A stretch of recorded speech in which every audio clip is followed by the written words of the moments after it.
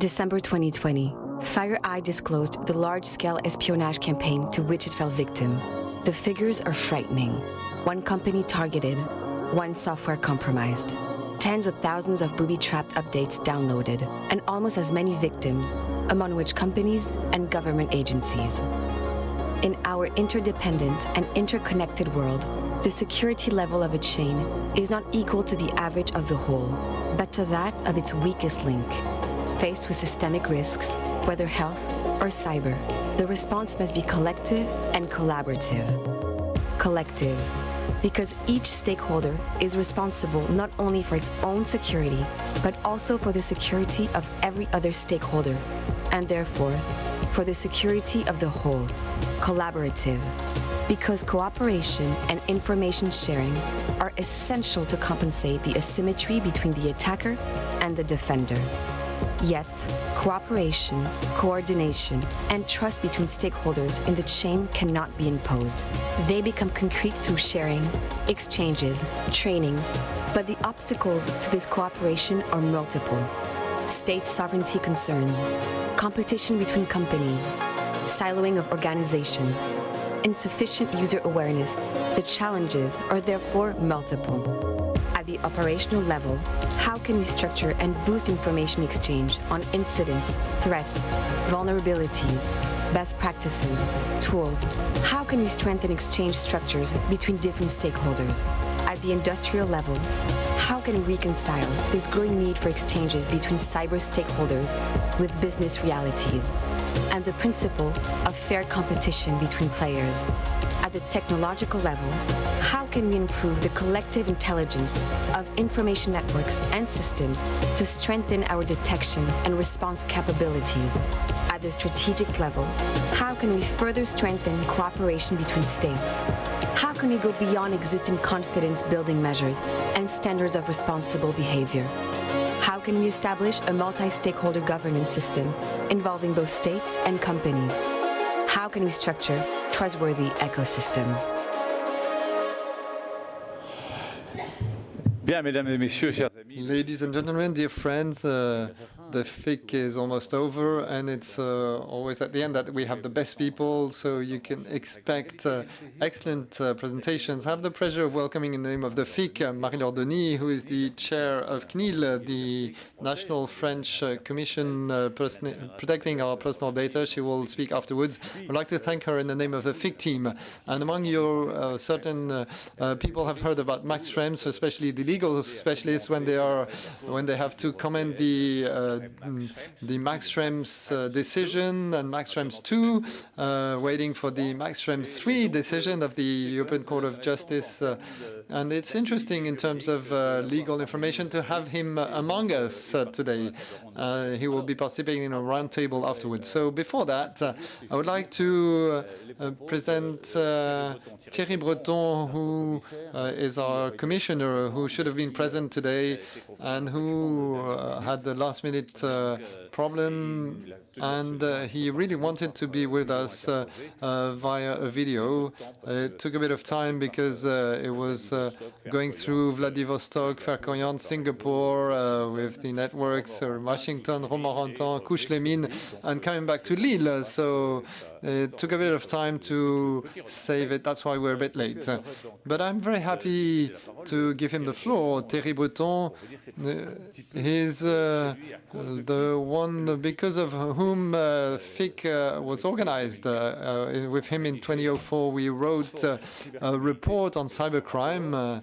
And this report, which we're giving to the government, was saying we have to decompartmentalize. And when I arrived in Lille, I applied one of the principles of the Breton report. Let's decompartmentalize. And I created the FIC. And he's one of the spiritual fathers of the FIC, whom we are welcoming now. And I would like to give him the floor and the video.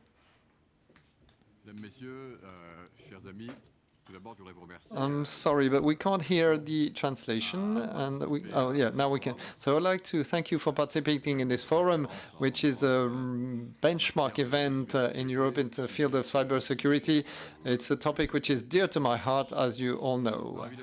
So today, we are sharing the belief that it is indispensable for Europe to invest in a significant manner, but also urgent manner, in cybersecurity. Europe, as you all know, you certainly talked about it a lot during these 2 days of the FIC, has been the target of numerous attacks which aim to destabilize our economies and our societies and threatening our democratic system. These attacks reflect the fact that the European Union has become first geopolitical or leading geopolitical stakeholder. We have to be aware of that, and it's our responsibility to protect what we are. But the recent events or daily events remind us how Europe and the world is vulnerable to cyber attacks of a large scale. I can name a few, like the attacks against the Irish health system in the middle of the health crisis, ransomware identified by Kezeya, the hacking of Colonial Pipeline, or cyber attacks against the municipality Denat Bitterfeld in Germany, Thessaloniki in Greece. The list is increasing every day, unfortunately. I would like to remind you that according to the ENISA, the attacks against our supply chains should continue to grow in a significant way. We think that it will be fourfold increased in 2021 with respect to 2020. So, of course, with an increased connectivity, with the rollout of 5G, 6G, the boom in the connected objects, the intensification of the use of industrial data, which will be the great challenge with great progress in the years to come. The risk surface is increasing, and we're moving from a world where the attack surface was limited to a few data centers to a world where it's the entire continent. And with no surprise, the cloud attacks have significantly increased. And figures which you know show an increase by 600%. And this is, of course, worrying and translates a major trend. The transport sector, the government agencies, the industry are most affected, and we know why. To better protect ourselves, our only option, and I strongly believe in that, is I'm the commissioner in charge of defense here at the European Commission. It's to work together and cooperate at the European level. I'm also the commissioner in charge of interior market. Our market is very broad. It's the largest in the world. It's highly interconnected, but we know in such a broad and interconnected market, we are a target for threats and attacks in the field of cybersecurity. And so this market is making us as strong as the weakest link. And so we must significantly improve our security level, and we can only do that collectively. To do so, we need top technologies, secure infrastructures, common requirements, and increased operational cooperation, and effective and fast sanctions. That's why the Commission has presented in December 2020 a new European integrated strategy of cybersecurity, which I have called European Cyber Shield, to protect, detect, defend, and deter. So these are the 4 pillars of this shield. First, protecting, of course, by raising the security level in the interior market. And I rely a lot on our new Cyber Competence Center to organize more effectively European technological research, but also strengthen our technological sovereignty. The Union and its member states, its private stakeholders should invest more than 4.5 billion euros on the period 2021-27 in the rollout of cybersecurity technologies. It's the highest amount we have ever mobilized. We have proposed to revise the network security directives, the NIS directive, which you very well know, and also the resilience of critical infrastructures. And we are finally working on a new regulation regarding the cybersecurity of products, but also services, in order to implement a principle that we could qualify as cybersecurity by design. Second point is to detect. It's absolutely essential in the cyber world. Today, we need 190 days to detect a sophisticated attack. Of course, we have to decrease this time and reduce it to a few hours. For this, I proposed the implementation of a European network of SOCs, Security Operation Centers. These centers will structure the network thanks to artificial intelligence technologies in order to detect throughout Europe weak signals of attack. 5, 6, 7 centers will be able to cover and create a sort of bubble, cyber bubble around European infrastructures. Third point is, of course, defend. I see it very clearly. Europe must better equip itself to face one or several major attacks. It's the ambition and the objective of the joint unit, joint cyber unit we presented last June, in order to set the foundations for a real operational capability of crisis management and European solidarity. So we have identified very clearly the gaps of the current system. You know them. Too many cybersecurity stakeholders working in silos in a fragmented manner. We must have more operational and technical coordination, and I would like to move forward very fast in this respect with all the member states in this direction. It's an ambitious proposal, but it's absolutely necessary. And finally, the fourth pillar is to deter, because to become a global stakeholder in cybersecurity, we have to be very clear, and Europe has to have a real cyber doctrine in terms of attacks and also operational capabilities of cyber defense. That's it. Well, we must be able to move forward fast with respect to our attribution capabilities and to develop a real diplomacy, cyber diplomacy, as we did recently with the first sanctions against stakeholders that have implemented recently cyber attacks in Europe. And within the European Defence Fund, of which I'm in charge, I would like to say that we will finance numerous cyber defense projects, including greater monitoring capability and anticipation of attacks. So, ladies and gentlemen, I would like to conclude by saying that today, when we see the sophistication of the attacks, no country can face alone the cyber threat, because of course it has no borders. So we must equip Europe with the necessary capability to manage its cybersecurity comprehensively. I know that in this fight, which is necessary, which will be long, you can rely on my full commitment and, of course, the commitment of the Commission. I would like to congratulate you for this forum. I know many of the organizers and stakeholders. I'm very impressed by what they do to work in favor of the general interest, which are fighting for all of you from where you are, in order to be major stakeholders in the cyber protection in Europe. Thank you very much. Hello and welcome for this fourth and last plenary session of the FIC 2021. We're very glad to be with you today. This plenary session is entitled The European Cloud, Can the Dream Become a Reality? Before we start, I'd like to remind you that if you'd like to have a direct translation either from French to English or English to French, you can grab one of the audio phones at the entrance of this venue.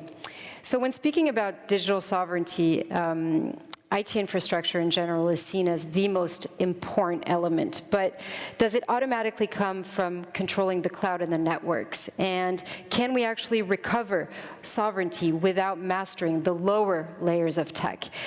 Europe is finally realizing that it's late to the table, but it seems to have given itself the means now to try to achieve its ambitions. But will the current political impulse be enough?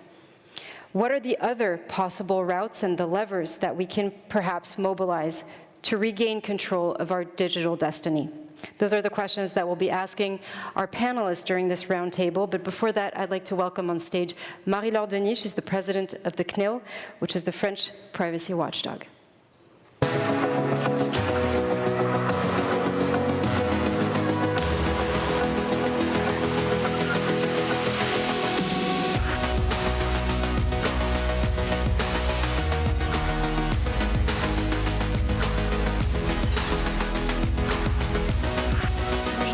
Marie-Laure Denis, bienvenue. Merci à vous, merci de m'avoir invité. C'est un plaisir de vous recevoir. Welcome. It's a pleasure to welcome you. We'll start with a very simple question. Everyone knows you here, of course, but what is the role of CNIL in the field of cybersecurity? So the CNIL, if I say two words of the GDPR before talking about the CNIL, because it has a connection with cybersecurity. You know that GDPR is enforceable since May 2018, is the only text which imposes obligations of additional means to companies, public organizations in the field of security and the protection of data processing, both for data processors and subcontractors, with the risks of fines. And the GDPR imposes several obligations. The first is that all these companies and agencies must have a register of data violations, an internal registry. They must notify to the data protection authorities the breaches or violations that seem to induce risk for rights and freedoms of individuals. And finally, this is often done within a dialogue with us.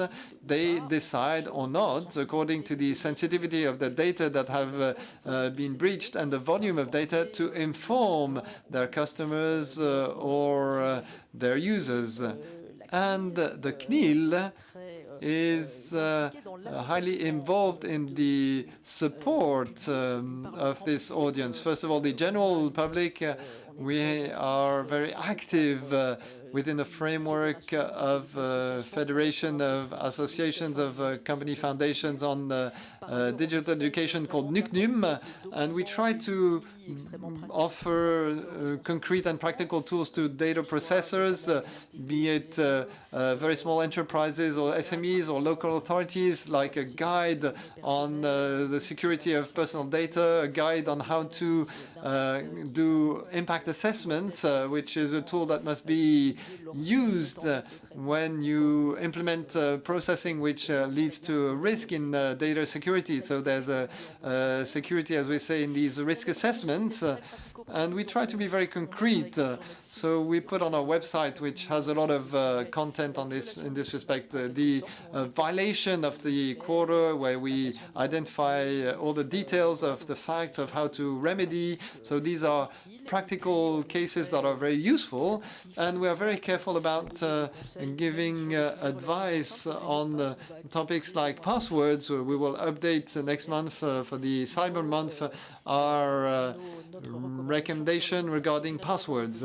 And of course, we do a lot of control, several hundreds of controls or checks per year, and we see that each time we do a check, there are security faults. So, and half of our sanctions are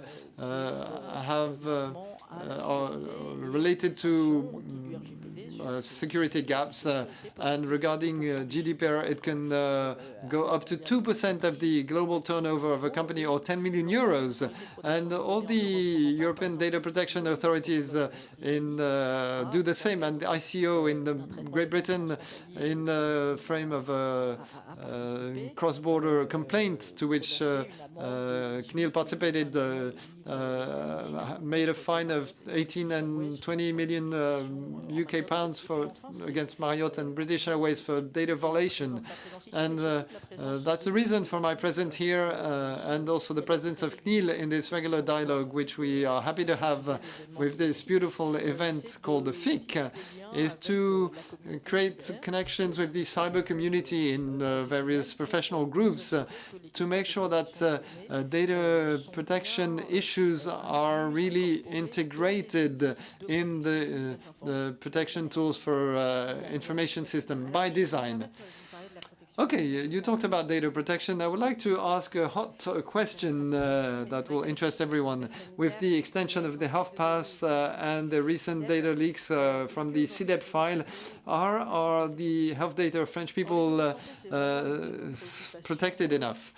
Well, the health data is really one of our main concerns. The CNIL board and the teams are working on these issues. You're talking about the health pass, but since the beginning of the health crisis, the KIL was very active in the information systems that have been implemented to manage that crisis. You talked about privacy by design.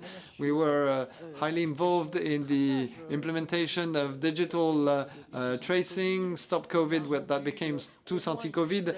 We gave at least 10 opinions regarding these information systems, like CDEP, which is collecting the results of the tests, Contact COVID, which is with the contact cases, information system on vaccines.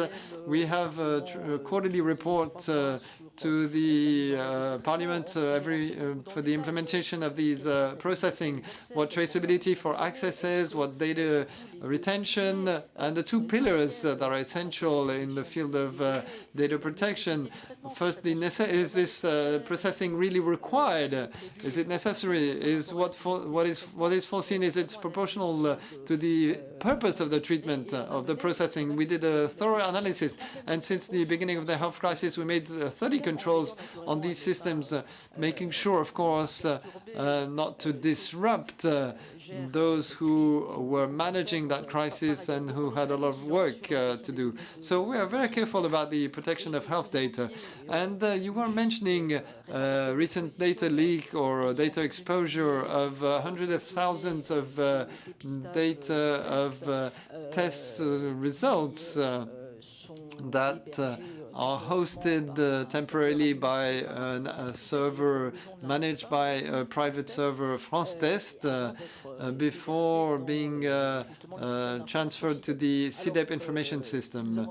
So, of course, we contacted immediately the provider. We made sure that the data was no longer exposed. We made an online control. Other checks are in progress. And since it's a case in progress that could lead to sanctions, I won't say more. But I would like to draw your attention on the fact that, indeed, the health crisis, with the fast development of the tools that have been implemented and the multiplicity of stakeholders, can lead to gaps, and we must be very vigilant with respect to the sensitivity of the data to all the links of the data processing, because of course it's the weakest link that will be the source of the problem. So when the CNIL, which can sometimes be seen as a bothering institution, highlights a certain number of requirements and or points of attention, especially in the field of health, unfortunately the facts give us reason, and we really should protect our systems and data to the best. Yes, you have been identified by the French population through all these reports published by the since the beginning of the health crisis as a body making sure that personal data are protected. But in general, what are the findings of CNIL in the field of cybersecurity since the beginning of the health crisis? Well, as everyone here, we saw a sharp increase of attacks. At CNIL, we can measure it very precisely because I talked about the obligation to notify data breaches. For the first 8 months of the year, we have 3,500 notifications of data breaches.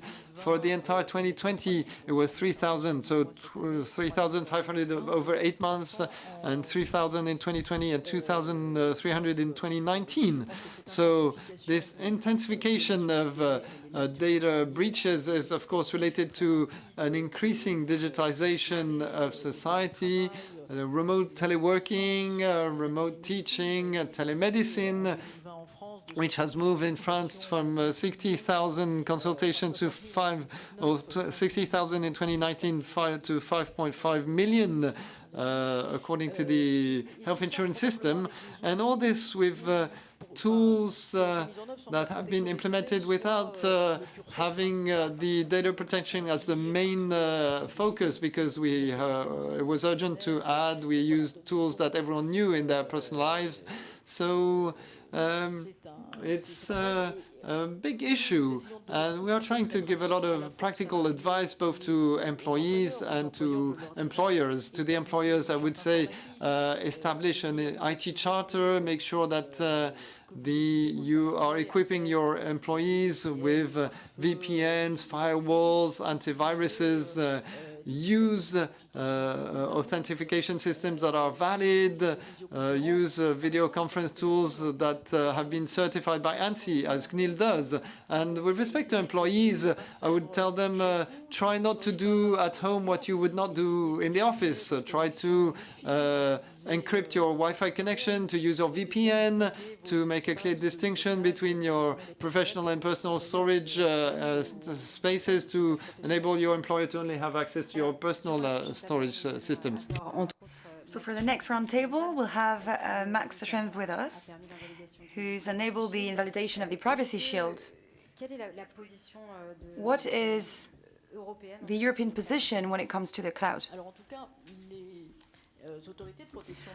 Well, for the protection authorities in Europe and more political representatives also want, and at least this is the wish of the CNIL, they want for sensitive data to be hosted in Europe, but they also want it to be hosted within entities that are under the European jurisdiction, to make sure that we have no problem when it comes to the access to this data from other countries, for example.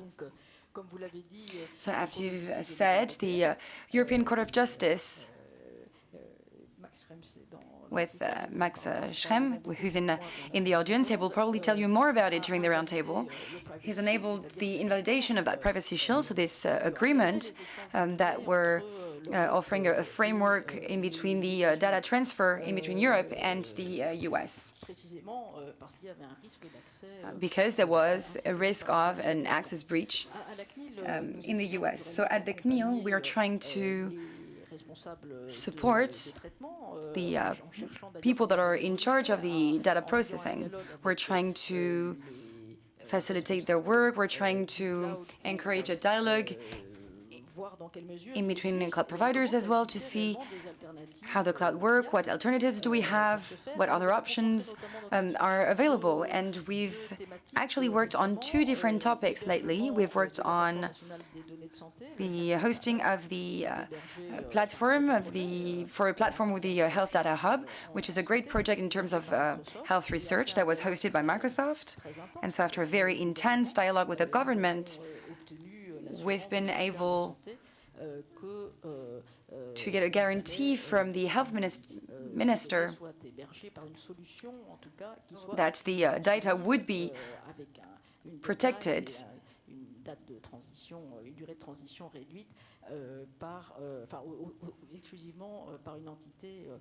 by a specific entity under the European jurisdiction. And so usually people come to us. We've got a request for a piece of advice for the conference that happens in universities. We've been asked after the decree from the European Court of Justice. We've been asked what people were supposed to do, how to process their own data, where to host it. And here again, we're trying to support them, because we have sensitive data, we have health data that are for underage people. So we need to make sure that they cannot be accessed by American authorities.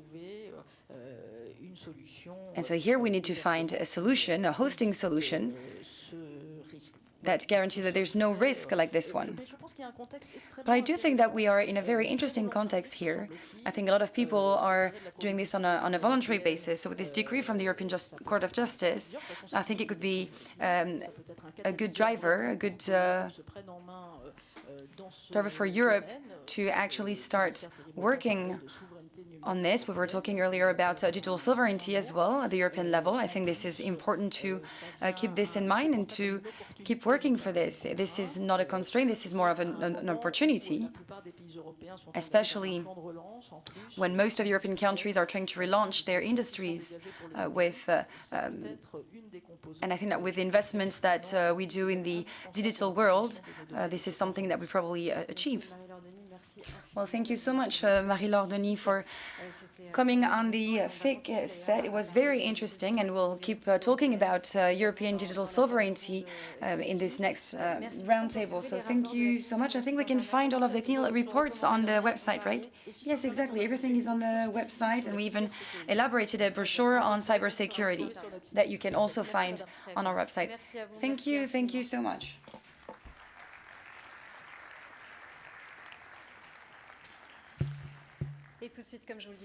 So as I was saying, we are now going to move on to the fourth round table entitled European Cloud, a dream soon to be true.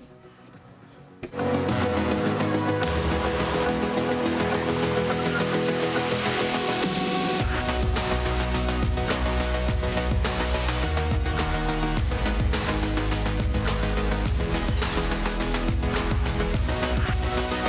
allez bien? Je vous en prie, asseyez-vous. Où vous voulez. Bonjour, bienvenue, je vous en prie. Hi, welcome. Please have a sit.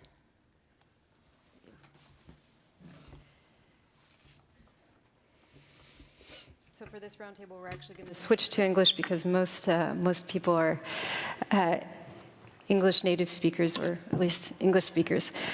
So Terry Krim, hello and welcome. You're a Bonjour. bonjour. You're a serial entrepreneur, an activist. You're the founder of NetVibes and Jody Cloud, and also Polite.one, the former vice president of the Digital National Council. Hello and welcome. Thank you.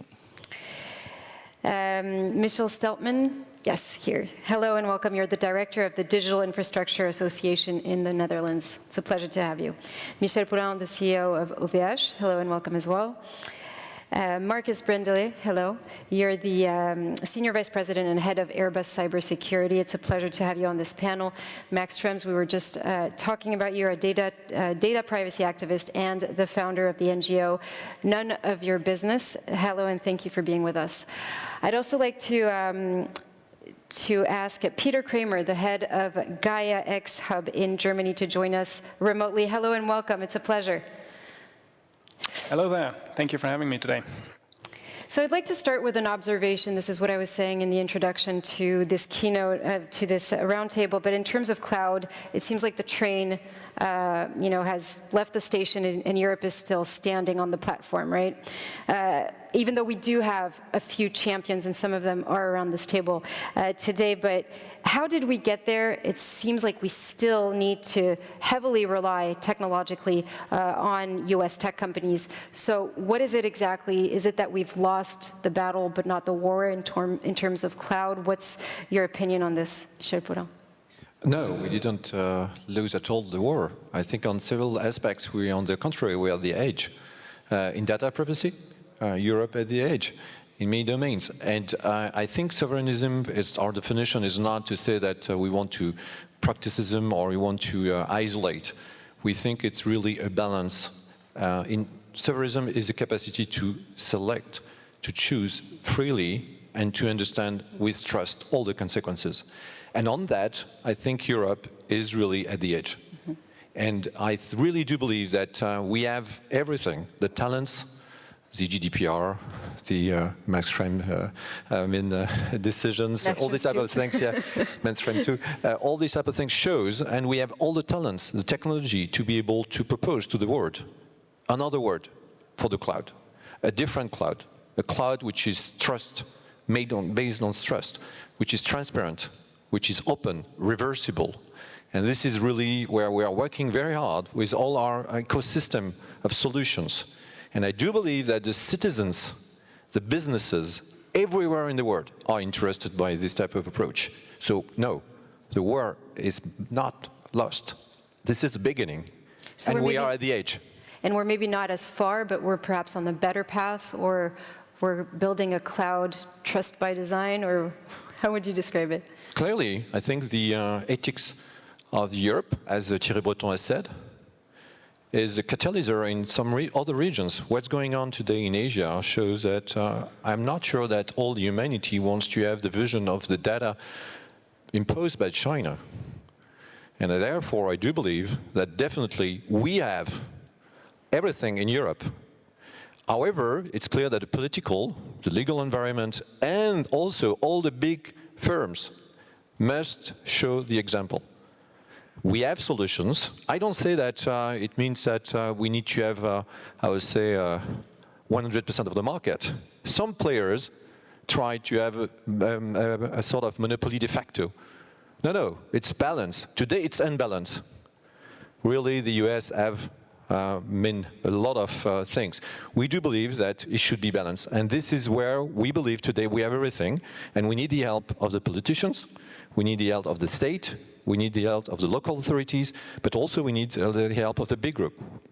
So you're just saying that it's unbalanced right now. We actually have a slide, I think, that shows the market shares of the cloud and how it's dominated by the United States. Perhaps we can show that in just a minute. Michiel Steltman, what is your opinion on this? Do you agree with Michel Poulain? Well, there's still hope, absolutely. But it's not a pretty picture. It's, I believe there are possibilities, there are options. But before we explore these options, we have to really understand how the market works. And I think the problem is much more fundamental than we can solve with regulation and that we can solve with innovation. If we look at how the market developed, 80% is delivered by tech giants. In the last, let's say, decade, we suddenly came to the conclusion, and I see the same in Holland. We also run, I represent many hosting cloud companies, amongst which companies comparable. OVS Cloud is a very big European player. We have LeaseWeb, i3D, and those kinds of companies, where the typical, let's say, IT consumer moved from in-house IT, which was secure, was trusted and safe, we could do their own. And now suddenly we realize we cannot innovate without the cloud, without these services. You cannot run 5G networks without data centers and clouds. You cannot have an IoT without data in the cloud. And you cannot have AI without a cloud, because nobody runs AI on its own premises. They use it from Microsoft or Google or who else. That means that by digitalization, the promotion by Thierry Breton, saying we need to digitize, we need to innovate, we unwillingly push companies into the direction of these players who have the offering that fits that digitalization offers. And even governments who said 10 years ago, the Dutch government, cloud, no, I don't think so. Private clouds is probably okay, the technology is fine, but we're not going to source from companies like OVS Cloud or LeaseWeb or others. It's unsafe, we don't do it.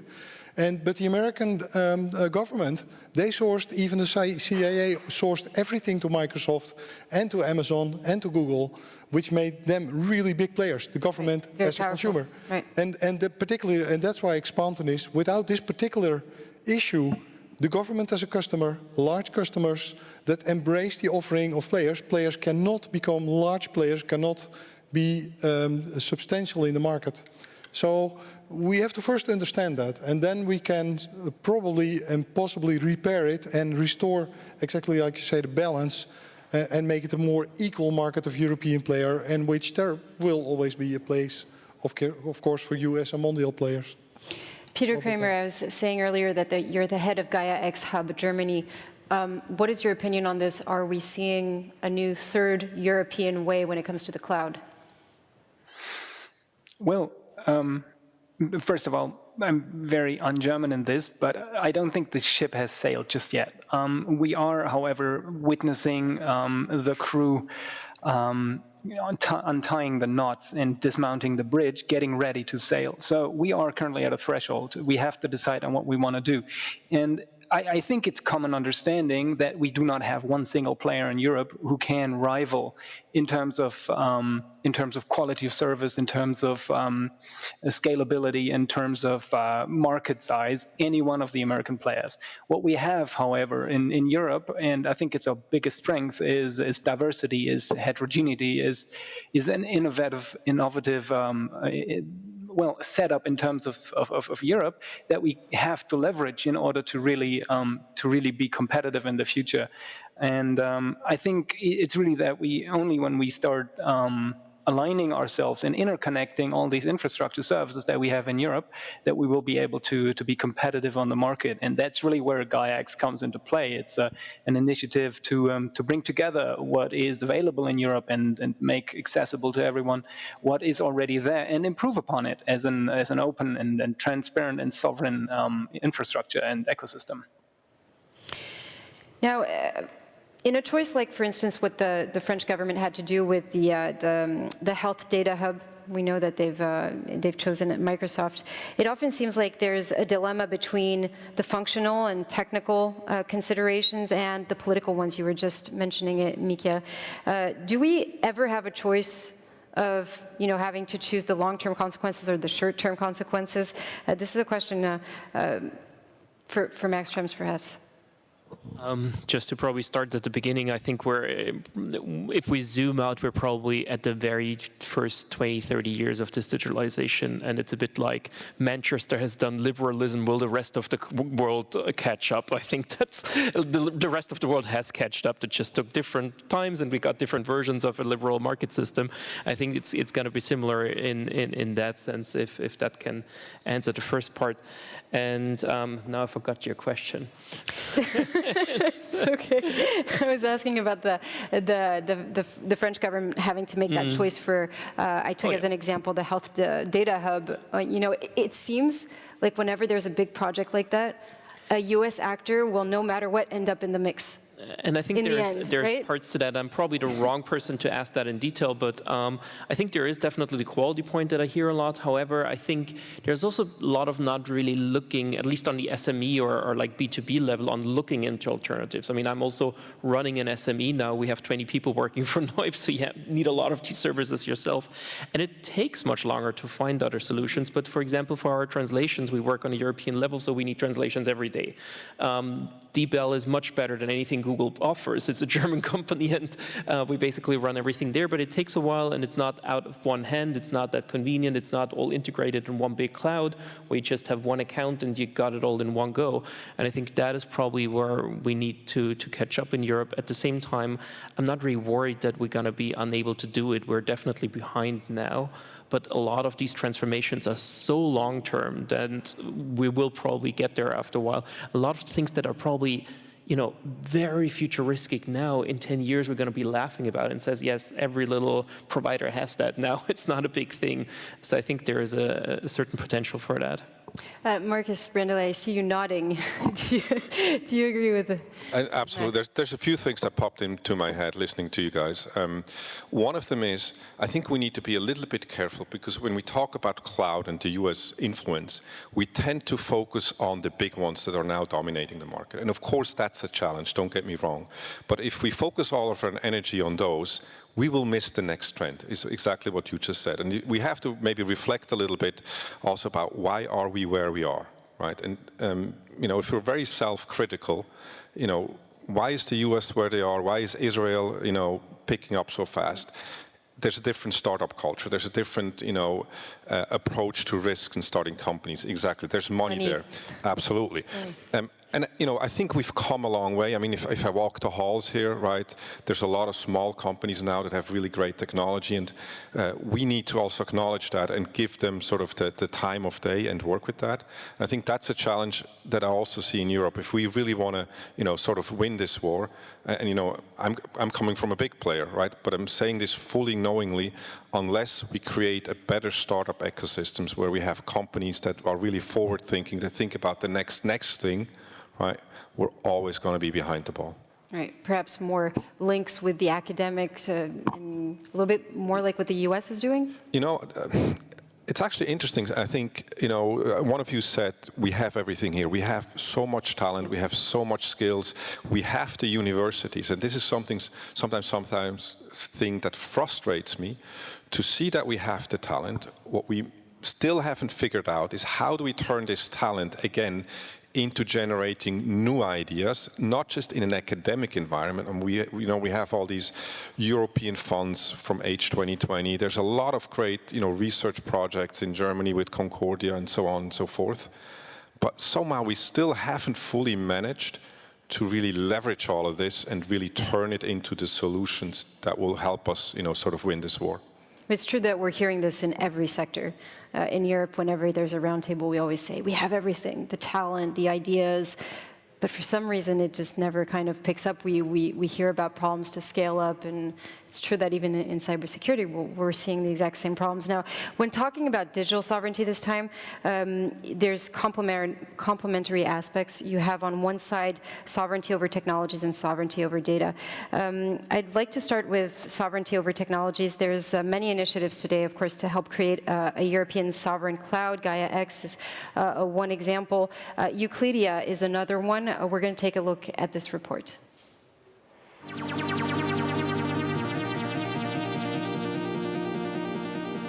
Alors, la conviction première d'Euclidia, c'est que seule une industrie européenne forte pourra assurer la souveraineté numérique de l'Europe.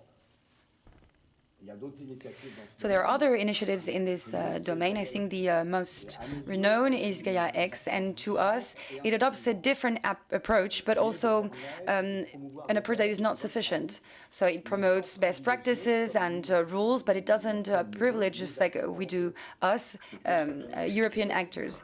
Here we can say that scale way that we have a real need to aggregate to aggregate European actors and make sure that they get known, especially when it comes to providing a technological solution. This is the role that Euclidia will have to play in the next coming month, so that we can have the skills locally. La réponse est oui. So the answer is yes, because these infrastructures are a multi-layers infrastructure.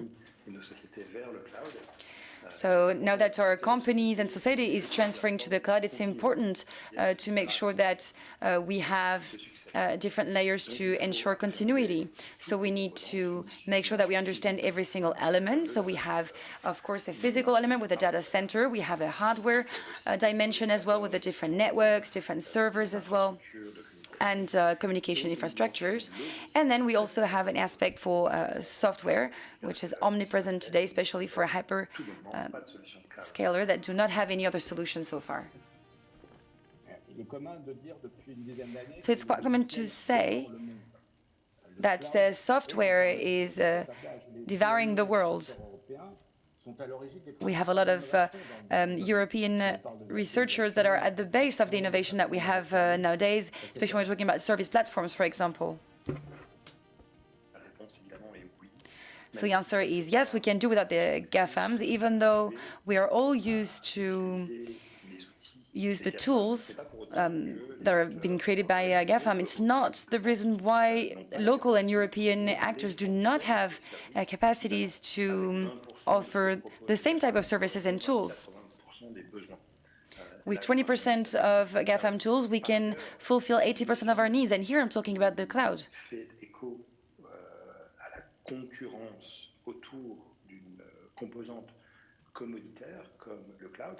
So, for example, when there's a lot of competition around the cloud, and nowadays we have what we call a multi-cloud approach, so that everyone can use it, no matter who the major actor is.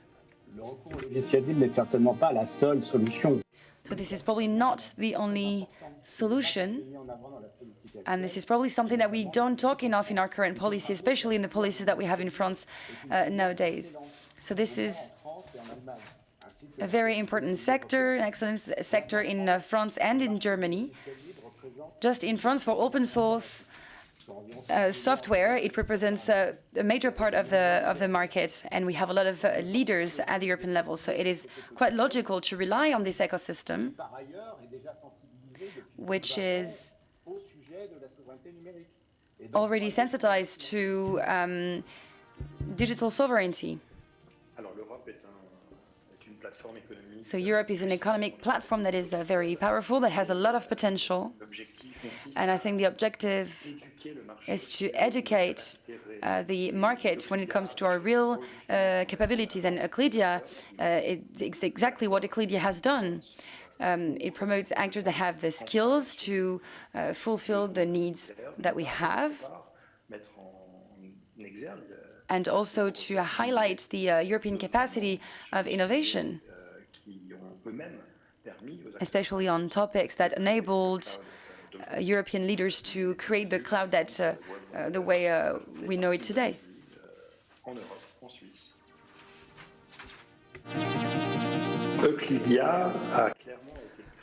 Euclidia has been founded to try and start a dialogue with European institutions and French authorities. And the idea was to try and create and implement new industrial policies around the cloud. Because it's too easy to say that the Americans have the best solutions, so that we should create intermediate solutions or mobile solutions that work remotely. I think we can go much further than that. So the first thing we can do is to raise awareness in different institutions. So Euclidia is there to start this dialogue and to show, to demonstrate that we do have the skills and the capacity to do it. Then when it comes to big powers, a lot of big powers develop new policies regarding regional initiatives. So we need to have a look at what's being done around us so that we can find answers to our questions. I'm thinking about South Korea, for example, that have been able to create a really open market and to have leaders on the market. I'm talking about regional leaders. And then finally, we have a weakness when it comes to policies as well, because we are financing the development of innovations rather than investing for direct acquisition. And in my opinion, this is by this type of investment that we would be able to catch up. Je voudrais avoir vos réactions à I would like to have your reactions to this video. You've been hearing. He touched on a lot of different topics, but yes, absolutely. I think so. Every time we're talking about Europe and technology, we tend to forget that we basically invented the front end of the internet, that is the web, but we also invented the back end of the internet, that is Linux, who was basically 1991 and 1993, if to be precise. And you wonder, like, how is it possible that we actually build the core component of the internet? VoIP, there's a list of things that have been done. IRC, I mean, so many things that actually were part of Europe, incredible talent pool of developers and hackers. But if you think about it, in '93, what was the focus of Europe? Clean diesel. What was the focus of the US? The information highways. So we had a disalignment in terms of vision. Almost 30 years later, the CEO of one of his companies is in prison for cheating on the data. And basically now technology has been dominated by the US and China. And I think so as an entrepreneur, I'm more focused, as you said, on the consumer. So what I'm really interested right now is trying to figure out how do we make the web more livable, and how do we give people autonomy, personal autonomy, what some people call self-sovereignty. It's a question, of course, for governments. It's a question for companies, but this question means that we need to figure out in what kind of world we want to live. How do we make the internet livable for us in Europe based on our values? And this is something that I think Michel and Max said earlier. What is fascinating is, you know, in the past, when you had your computer and you were opening it up, you wanted to design your environment. Oh, I'm going to buy this keyboard. I'm going to organize my digital life so it's kind of great and it's usable. Now you switch on your phone, and basically the entirety of what you do has been designed by someone else. And there's no way you can actually change that. So I made a calculation with friends. I know the founders of these companies and key engineers, but I think about 200 people, not more than 200 people, have designed the entirety of what we use every day. The solutions that we have, yeah. And they're nice people. I mean, some of them are actually nice, but they overworked. They have no clue about how things works. I mean, I have a friend, who was saying, oh, I've been in Africa a couple of times. Doesn't make you qualified to design an app there. You guys in Europe are cool and you like art and culture and food, but in the meantime, the vision of the world has been productized. And it's the same thing with the cloud, because in some ways what I actually found interesting with the European companies is, first, the energy is more ecological. There's been a huge effort in how we produce things, how do we consume. And in some ways, the US has a very different vision. It's very productivity, it's super scale, it's energy consumption. We burn now computers every 3 years instead of 5 years or 7 years because we need to do more. And I think there's a difference of approach. And as a consumer, in the same way as a European consumer, I know the meat I'm eating has certain level of quality. The product you buy for kids have been validated. There's a level of trust. And I think we haven't been able to do that. And if I may, a bit later, I have a few slides to explain what it is the case. Do you want us to watch the slides now, or? Sure, we can do that. Yeah, absolutely. Okay. But before we watch the slides, I just have one more question. We'll be back to the slides in just a second. But I just wanted to go back before I'm just taking one step back. But, we all agree on the transformational power of the cloud. You said it earlier, Michael. You can't think about edge computing or AI if you don't have the cloud, right? So why is it so important and strategic for businesses to choose their cloud? You do transfer all of the data, of course, of the company. And how do you avoid a customer lock-in? Avoiding lock-in is a really old game. And even in Gaia X and even in new technological developments, there's that risk. Because what happens, I think we much believe in technology. We all believe that technology will bring new opportunities, but the real game, as I explained, is the economy of scale. The company that can grow and achieve scale the fastest becomes the dominant player. And what happens to that particular subject, suppose we create open source stacks or open source technology in Gaia X or whatever European project that many companies can use to create new services for European consumers. Before you know it, the tech players will have the same advantage. They can access GitHub, they can download the software, and they can, within no time, maybe even faster than European companies, can also create these services and also deliver them to the market. And to say, why are these large companies selected? Well, they have good quality, as we heard. They have promises, they have claims. The only problem is the privacy shield that's getting in the way. So I predict that once the tech giants will start to deliver Gaia X services, automatically everybody, even governments, will start to use those services from those tech players. And then in terms of the portability and lock-in, what will happen, and what they always do, is slightly tweak or let's say improve the existing services. They add on something special because it's missing in the public domain, and that's how you create lock-in. It becomes impossible for customers once you're there. Right. It's Hotel California. Once you're there, you can check in, but you can never check out. Right. It's impossible. So it's a subtle game. It's not on purpose, but it happens. It's a fact of life. And my point is, if we do not address these particular issues, and if we believe that technology will automatically, I use the word automatically always, bring us prosperity and prevent lock-in and create automatically larger players, that will not happen. And just on the reversibility, I think for me it's a key point for the cloud. I just want to take an analogy about the telecommunications. Can you conceive now that portability of your number is not accepted? It's impossible.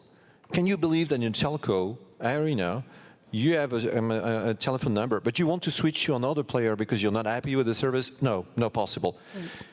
It's the same for the cloud. it should be the same for the cloud. The reversibility should be imposed by regulation, by law, because the customer should have. It's a question of citizens and customers to choose. They have the freedom of choosing. And today, of choice, sorry. And today, unfortunately, as you said, there is pricing model, and there is little bit of things technically. It's open APIs, and you need to rewrite everything if you want to do reversibility. So I really do believe this is a really very important point, technologically, but also from a regulation standpoint. That's why I'm pushing very hard, and we are a funder of Gaia-X, because the heart of Gaia-X was to create an open, trusted, reversible, and transparency is very clear. And for me, all words are very important. It's clear that I think Gaia-X now, and we have, as a board member, the responsibility to show it works. And we need to show proofs. And for me, honestly, the people who are not compliant with these 4 words should be excluded from Gaia-X. So at the beginning, we invite everybody, but at the end, if you're not fitting, you should not play the rules of the game. You should be out. So maybe just 2 additional comments. I mean, if I look back at the last, 18 months, right? We've gone through a very particular time in the last 18 months. And you ask about why is cloud so strategic? So I think we saw 2 things. So those who had, before this pandemic hit, already adopted cloud, ended up being in a bit of a better shape because it was easier for them to adopt very quickly, to home office or to service customers from remote, all these kind of things. So that was the positive side. What we also saw, and this is something that I am concerned about for the long-term, impact, and you asked this question in the beginning, balance short-term versus long-term, we also then saw companies rushing to the cloud because of the pandemic, right? Because they realized their current technology stack didn't allow them to do what they wanted to, so they rushed to the cloud. And then you have to, especially the problem with lock-in, because they didn't plan, right? They didn't think about these things. They only saw the operational benefits, which are clearly there, right? No one is denying this. So, to come back to your question, how do you avoid this lock-in? I think it's also up to every single user to be aware of what you're getting yourself into and making sure that being able to, move your data or move your applications is a key requirement. And if you don't start from that aspect, by the time you want to move, it's too late. If I may add to what you've said before, exactly, it's one of the things that I don't understand in Europe at all, why we haven't gone anywhere close to that. Because the interesting thing is, that is something we've done in every other industry sector. I mean, the European Union is kind of the one thing where you can choose 100 internet providers out of one phone line, where you can have gas out of one pipe from different providers, and no one has really understood how that gas really comes from the real place. And you can do the same with electricity, and you can have a private train run on other lines. We've done that in actually more complex environments than a lot of the cloud industry. And to a large extent, it was just mandated by law. And no one has asked many questions. It was just done that way. You've unified power plugs. All of these things that have been there around for years were unified on these things. And it's kind of amazing from a political point of view. In the GDPR negotiations, we had back then data portability. It was the biggest bullshit argument from the Commission we've ever heard, because it doesn't matter that I can pull that data from one provider to the other one if I can't interconnect anymore. Right. And exactly that point was never addressed so far. And I think that would, especially from a mindset, also be interesting, because it's actual open market, it's actual competition, which is very different than the American model of a one runoff phase and then winner takes all. Right. A continuous competition is very different than bombarding one company with shitloads of money so you can get everybody else off the market and then monopolize the market, and would at the same time be not protectionist in any way. It would just say, you go in an actual competition on a technological way as well, in an open system. And that would be very hard for the US to conquer, because that's the motherland of competition. So if we do competition more than them, it would be hard to say that that is protectionist, which in reality is always the big counter-argument. And sorry, if I may, I just want to add something about the data, because we are talking about the number and we are talking about the economic value of the data, and apparently some players are really taking a lot of value out of the data. But I think now we know that the data has also other, I would say, very important drivers. The first one, clearly, is geopolitics. Data is used for empowering some clusters or some regions, and they're using the data to break companies or to change sometimes the elections. And I think more and more, and we see that during the COVID crisis, ethical data has to be ethical. And again, it goes back to Europe. Europe is at the age of ethical data, thanks to GDPR. Unfortunately, GDPR is a minority in the world. It's not for the moment if you take the number of people who are protected on GDPR. I hope that humanity will understand that data protection for the citizens is something which is ethical long-term, and it can be at the same time a fair way to do reversibility. So I really do believe that it's important to understand that it's not only technology, it's much more. Right. It hits on another point as well, that until 5 years ago, we didn't consider cloud at all as relevant from let's say, the society as public infrastructure. We considered it simply as an exotic corner of the IT community. You know, and we didn't think that data centers were infrastructure. We didn't, and still governments are focusing only on 5G as the panacea for getting digital. But cloud is important, data centers are important, interconnectivity is important, undersea cables are important. Those 4 or 5 artifacts, call it or measures, are relevant for our modern digital economy. So they have to come into the game. And then I agree with you, then you see the type of regulation that fits, like gas, which is, you know, has a public component, like electricity, which needs to be harmonized, like, and cybersecurity, of course, as well. So we're in that stage, I think, that we need some regulation and harmonization to get it done. Far more important than the technological innovation.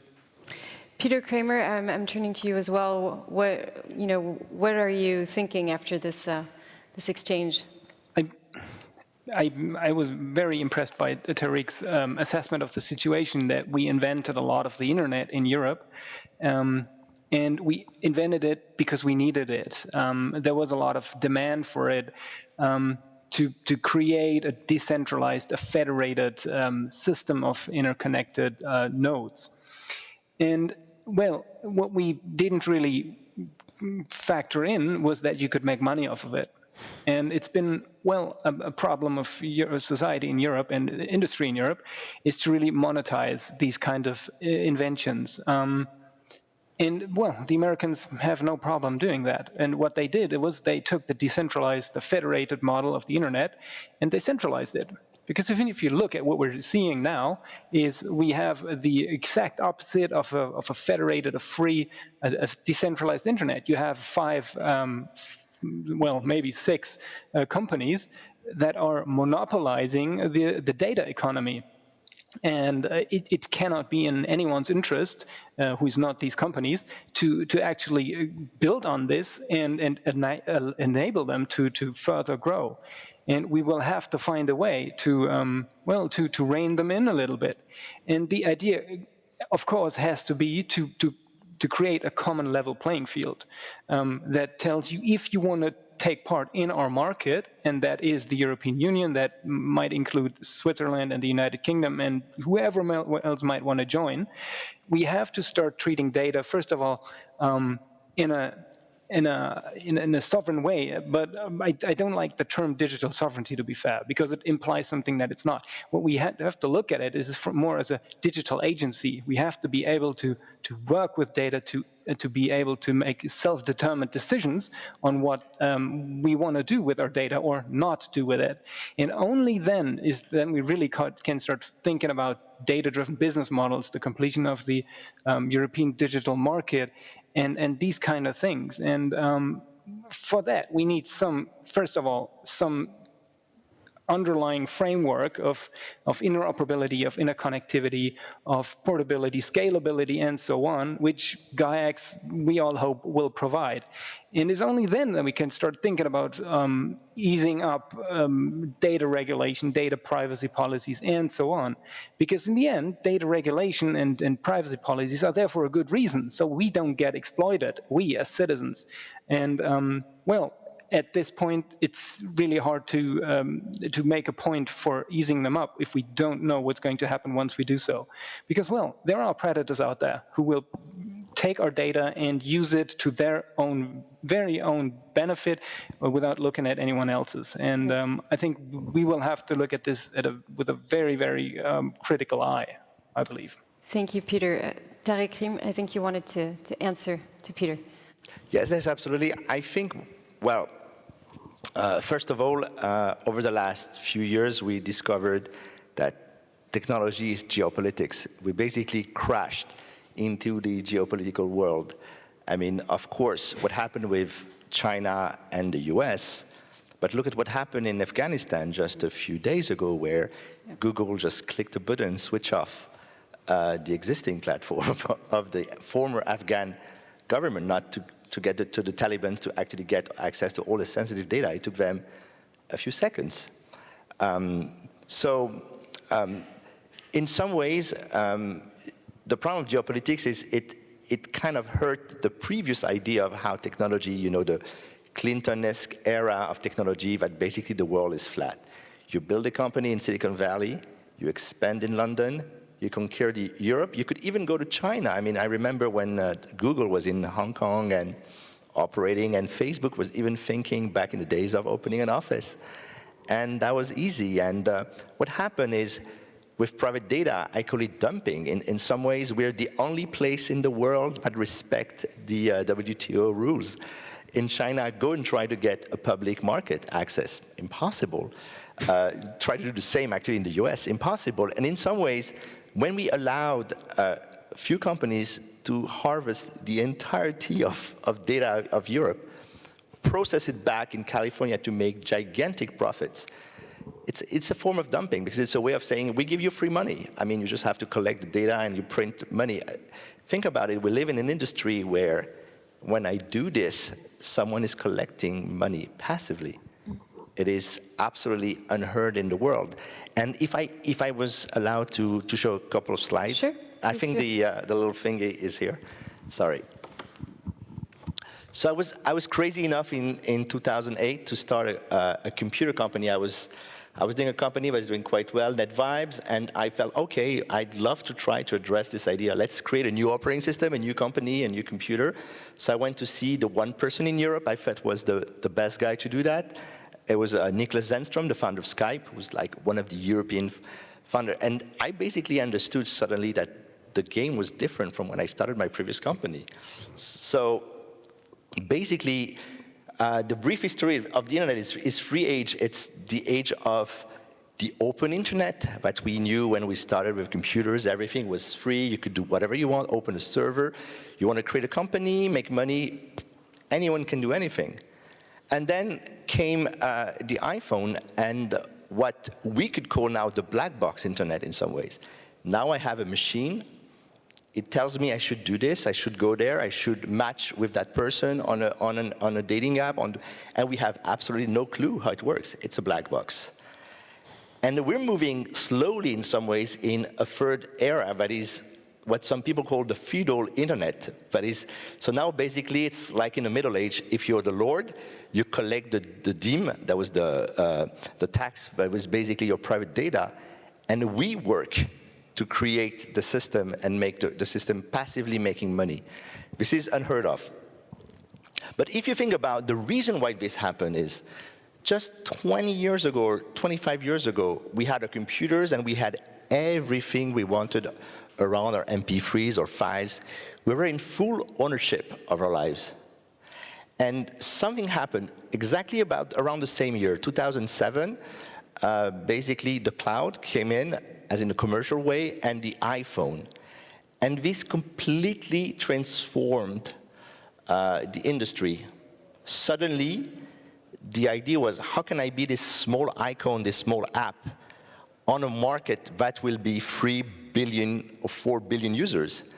And if you're a company like Uber or Airbnb or any of the companies who became what we call now the unicorns, or basically people who said, let's split the screen in 10, and each of this icon is going to be billion plus users. Meaning, and that worked. But to do that, you had to exclude everyone else. Because suddenly, when you're on the iPhone, if you're Spotify, for example, and Apple is trying to do a competitor to yours, it becomes impossible to really compete or to get a proper contract. They actually sued for that. Same with Epic, the software game.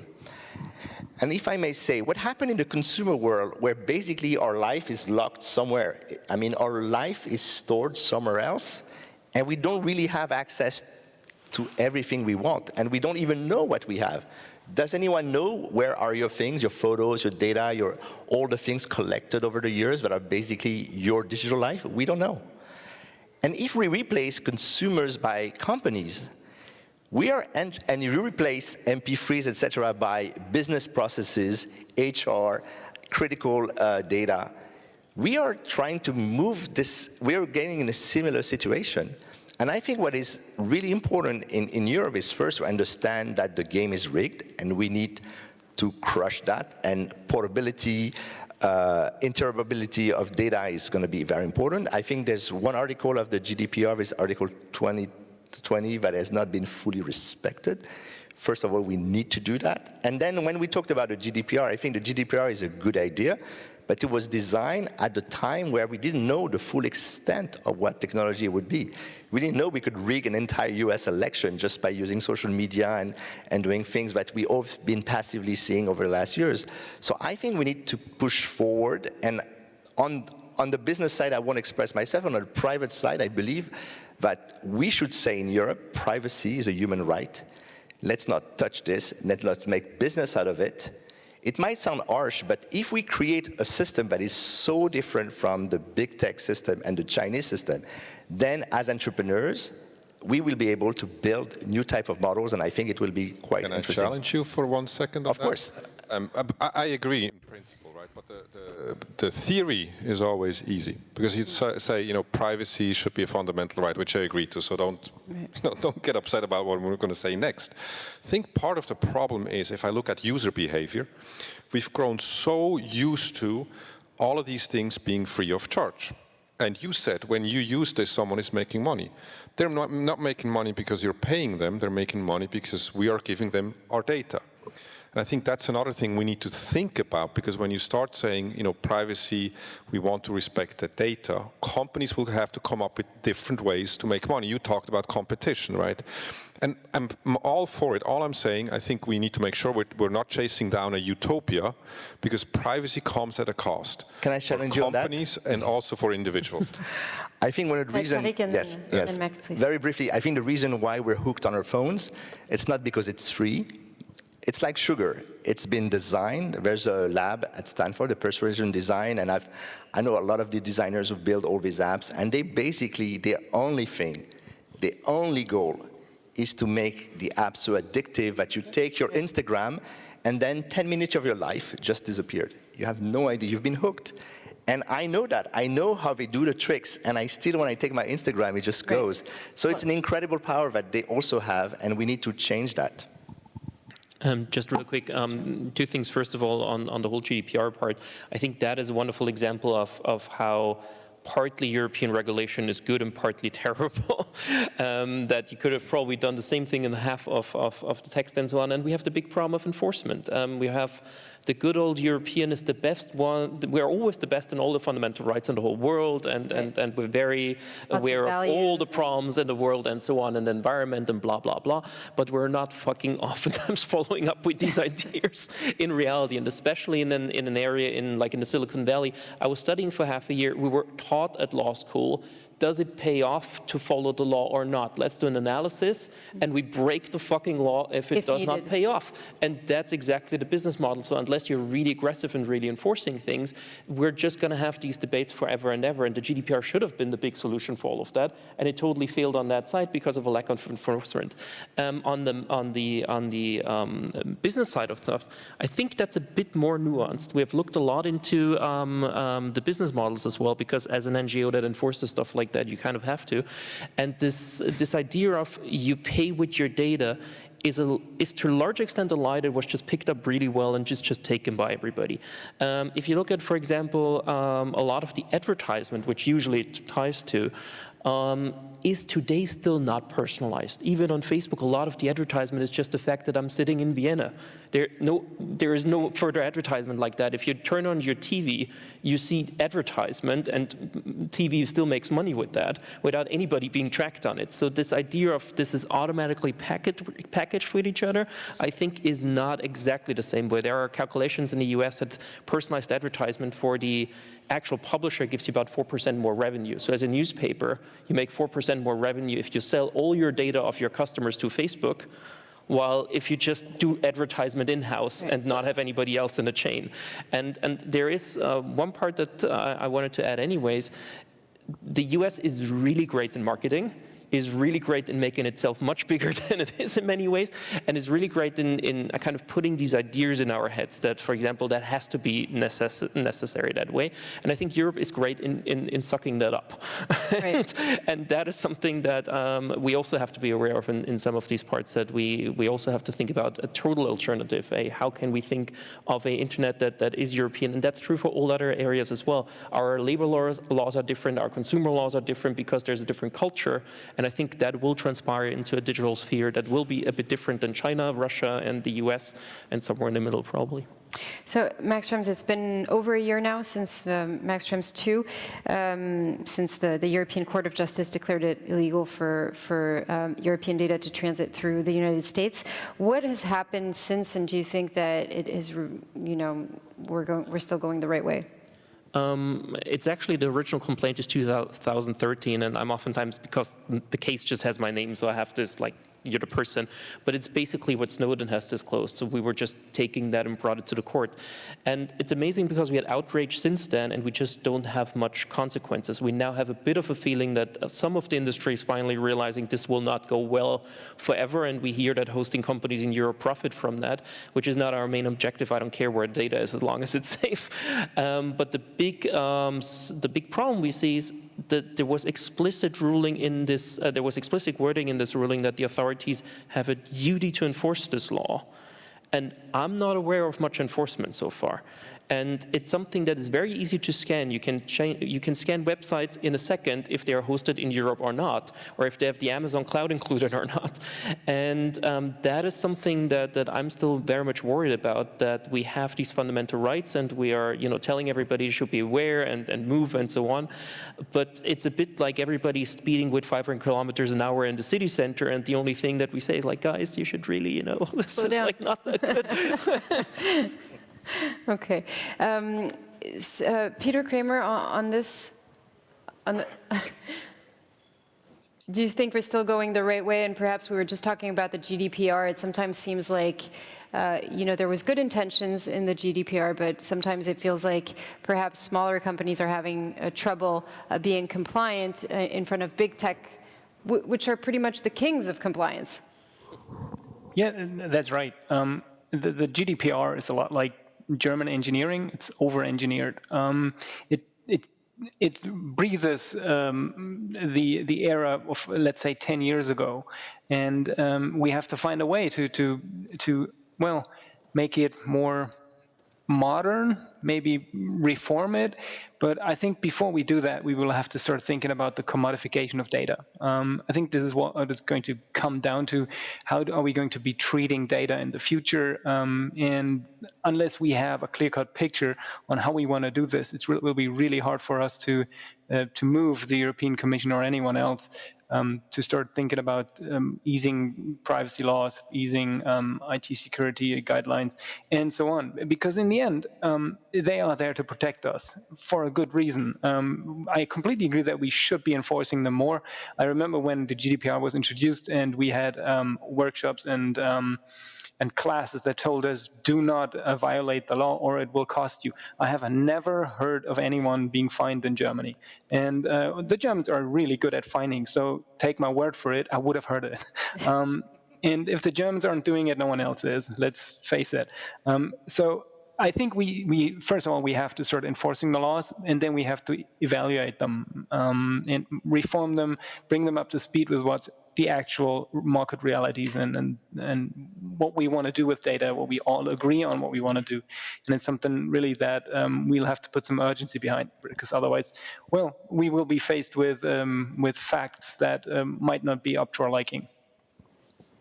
Now, earlier, before this roundtable, we heard Thierry Breton, the European Commissioner. He's just launched the new industrial roadmap for the cloud, and it's really front and center. The French government has also created with cloud in the center. What are the levers that, politically at least, that we should use and mobilize? Should we, for example, impose the use of European solutions, for instance, in public tenders? Do we need a so-called, Buy European Act? Would that be something that would be interesting? Michel? Yes. Yes, of course. Because first, most of these, as you said, most of them are illegal. So I think definitely that if we want to create an open, trusted, reversible, transparent European cloud, we need, the diagnosis, everybody is okay. No. Now we need acts. Yeah. And this is not only by saying, okay, we need to gather because we need to look at the vision. We have everything, legally and technically, to do so. Why the governments are not exemplary about selecting the European players which are playing the rules is something, for me, I can't understand it. You mentioned Health Data Hub. Yeah. I can't understand. And I don't want to add any politics on that, but I can't understand. And by the way, we have not been even asked if we were able to. So you weren't consulted? No, we were not consulted. So it means that everybody's saying, this hyperscaler was able to fulfill the needs. But I don't know. Because so there wasn't a public tender? There wasn't a... No, it was not a tender. But anyway, so what I mean is that really, I think we are at the age of where we need to act. And I agree with you a little bit, sometimes it's too slow. We need to enforce the laws. And it's very clear, Schrems 2 is very clear. You cannot export data out of the US. A zillion of data are exported right now, what I'm talking right now, it's done, or metadata or any data of kind. So why we don't enforce a right law? We have the right, we have the laws, so let's be courageous, because this is for the good for the citizens, and this is good for the market, for innovation, for freedom. I was even joking, it would be great for our budgets too. Like in Austria, we have one case against Google, and if the Austrian DPA would enforce it, there's this Brenner base tunnel, the longest tunnel in Europe, that goes from Austria to Italy for billions of euros. Just a Google fine for one violation for this data transfers to the US could be the whole Austrian part of the Brenner base tunnel. Just to give you an idea, like just these fines alone, you could calculate how many miles of TGV line you can build with just one fine. So even from that, because we oftentimes talked about taxing them, I think just fining them would be just fine. It would be just as much money. But just as a side joke. But here's the problem. It's the poor users of the cloud who get the fines and not Google. The problem is that people have, companies have sourced very easy from Microsoft, Google, for Amazon Cloud, and they're stuck there now because of the issues that we expect, that they cannot move away. So enforcement is become an impossible dilemma. There has been, many letters from CIO platforms all over Europe and the Netherlands saying we're completely stuck between a rock and a hard place. You can't move out, you get a fine, but what do? And now you move to somebody else's cloud. Who will guarantee you, by the way, that the other cloud you're moving to is not in some way has a component in the value chain that is again subject to the Cloud Act, and you're stuck again? Because most data centers in Europe are now sourced and owned by American players, and it's still unclear if they fit, that model. But that is to a large extent the chicken and egg issue. Like it's the first mover issue. No one wants to be the first mover. And if we stay like that, we're going to stay like that for the next 30 years.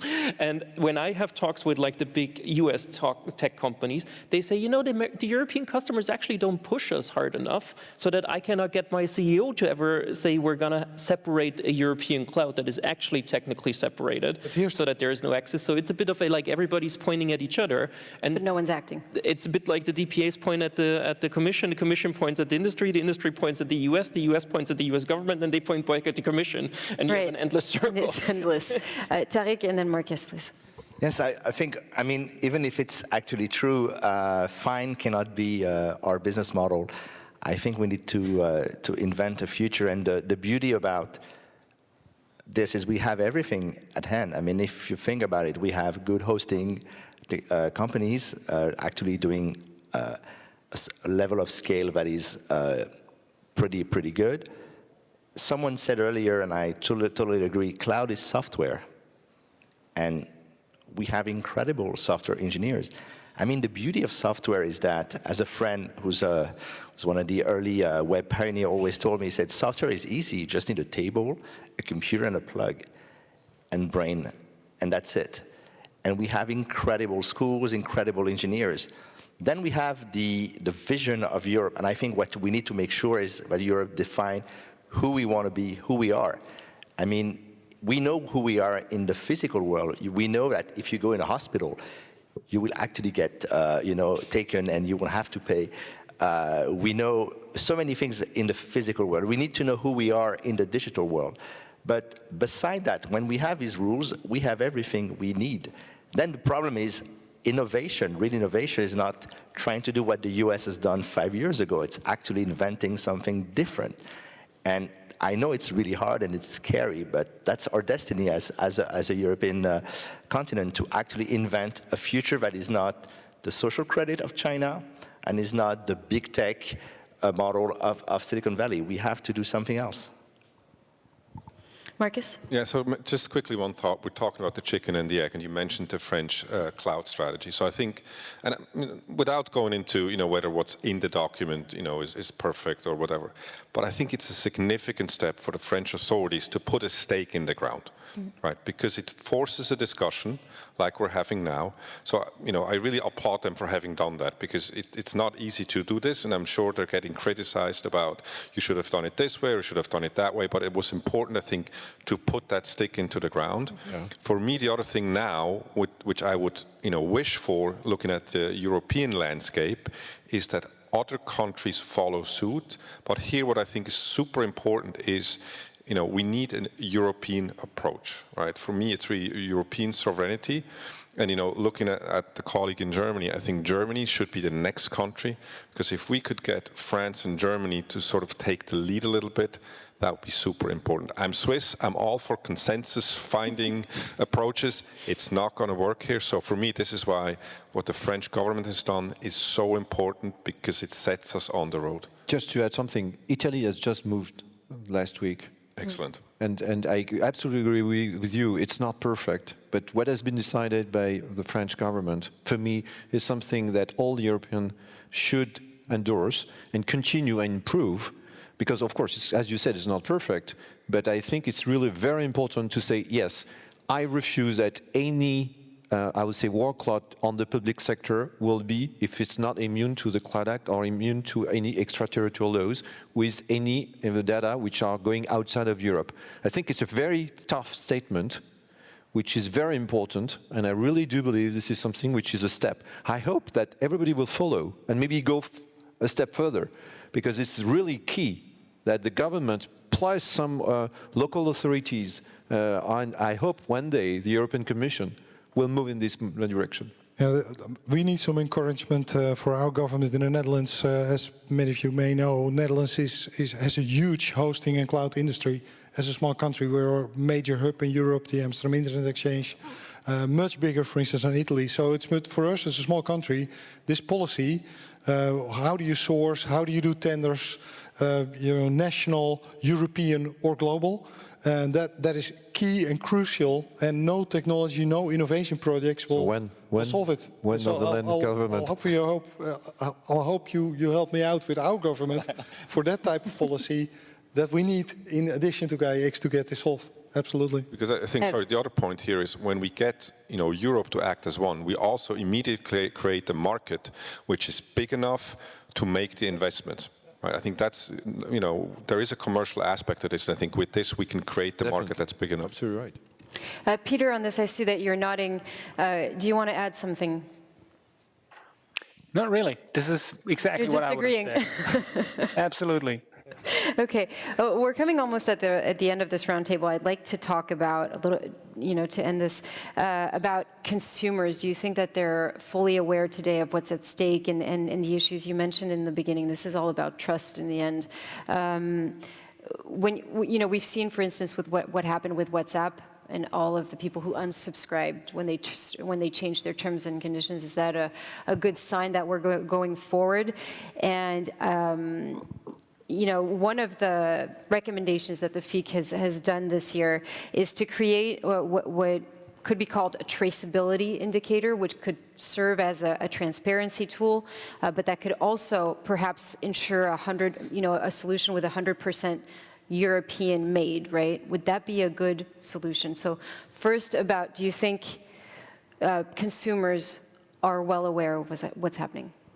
So first of all, consumers are usually aware on a stomach feeling level that there is something good or wrong. But I usually say I dealt with Facebook for 10 years now.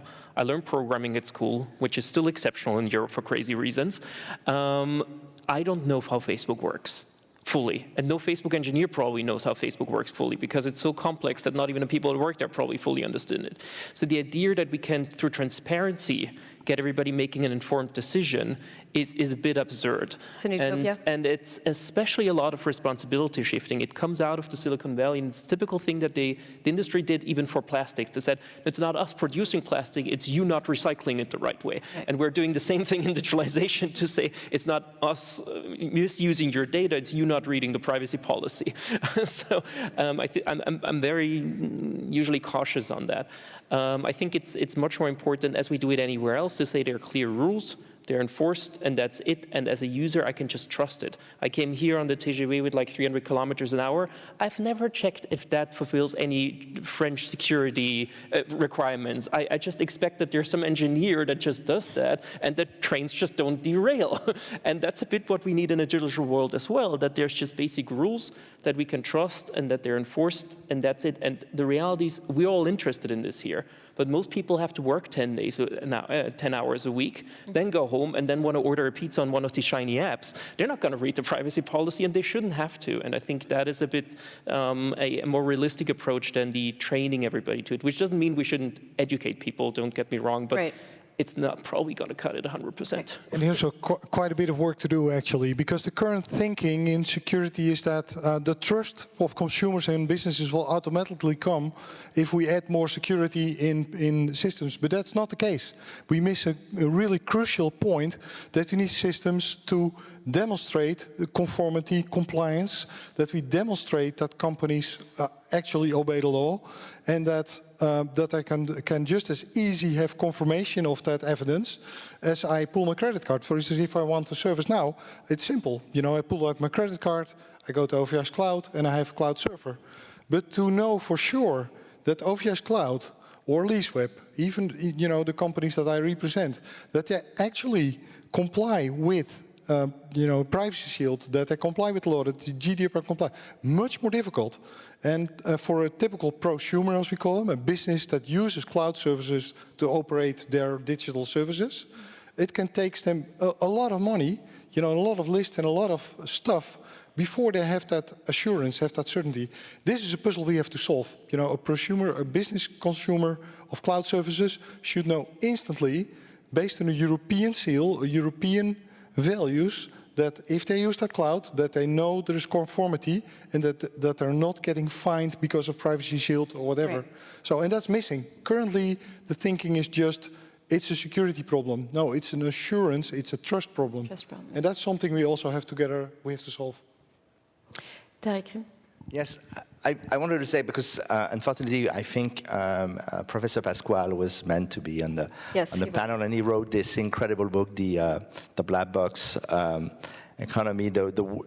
And what is fascinating is we are now in a world of abstraction, digital abstraction, where even the people who build the product don't really fully know how it works. And the unintended consequence, you tweak something, you actually remove a few people from the news feed, and suddenly fake news exploded in the US.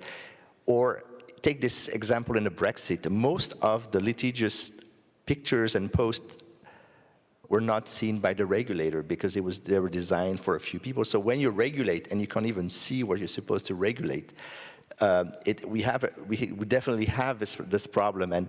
And of course, not everyone should be able to understand how it works. But the idea of a qualified, intermediary whose job is to audit but also potentially fines and prison for engineers, because you know when you're in a software and you're basically involved in a war crime in countries like, let's say, Burma, for example, we have GitHub, we have technology that allows us to know exactly who was contributing and how it worked.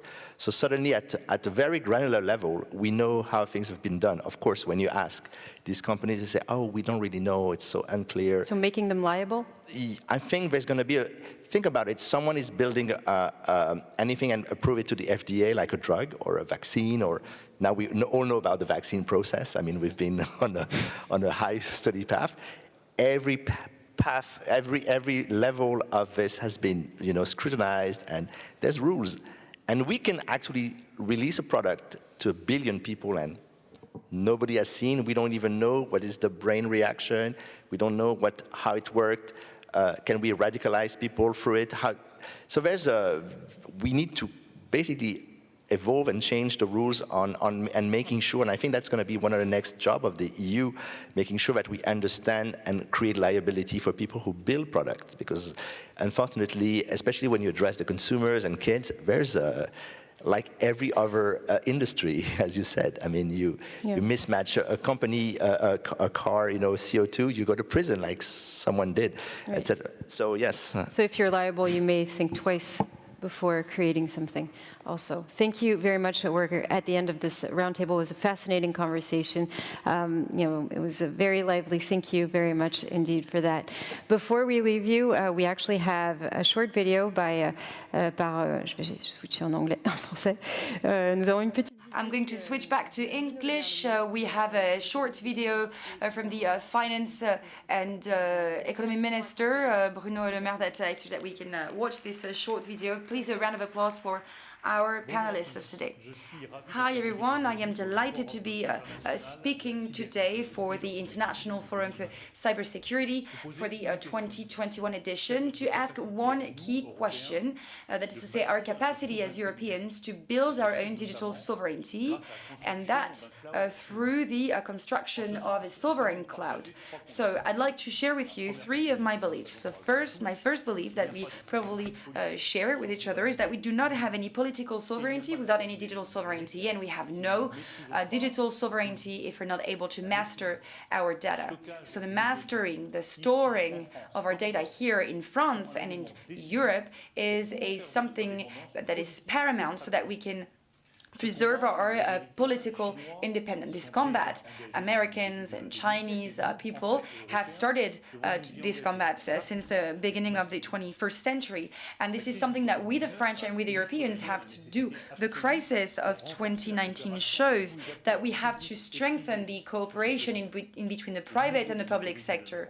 We have a certain level of security, and at the moment, our level of security is at the same level of the weakest link, so we need to remediate to that. The response that we need to give has to be French and European. French, first of all, because the government has announced a launch of a new program of digital support. We'll invest 700 million euros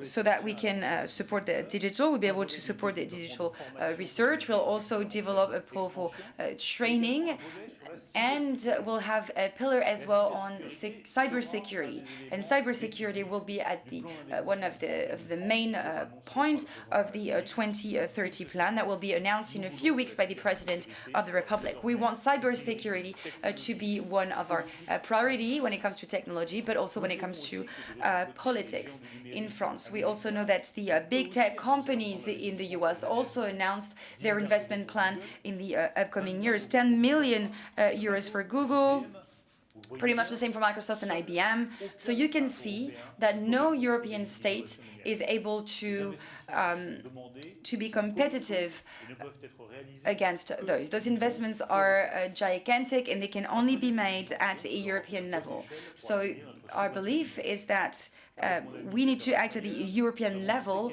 to gain this digital sovereignty. We've been working for this in spring 2020. That was the very first element of our digital sovereignty at the European level. This is the first thing that we are building at the European level with European companies to build a European cloud that is transparent and reliable for our European citizens when it comes to the processing, the use, and the storing of the data.